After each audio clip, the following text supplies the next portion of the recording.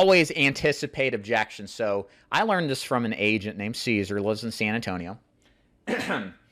He comes from Wall Street, and he said one of the things the wirehouses would train is that when you call to set an appointment, go into it expecting they're going to say no.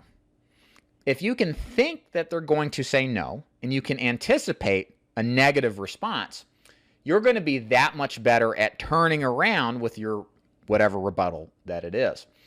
So we all like to think, right, that when we make a call that everybody is going to allow us to come in, right?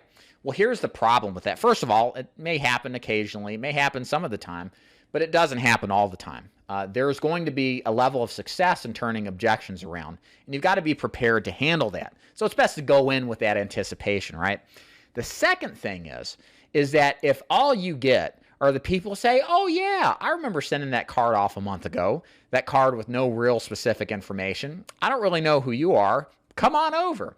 My question to you is, do you think they're going to tell that to the next guy that comes and calls on them?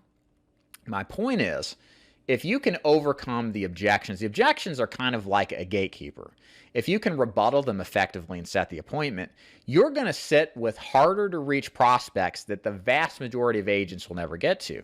And what inherently happens is that quality, that business, if you sell it, of course, is going to be harder to get for other people.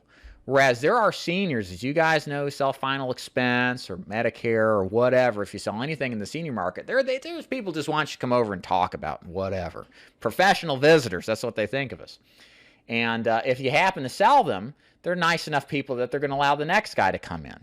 And what may happen, of course, you may lose a deal to a replacement or get talked out of it or something. So it's important to learn how to rebuttal objections simply because it allows you to get more appointments and better quality clients that are harder for other agents to get to because most people, bottom line, don't do a good job of rebuttaling.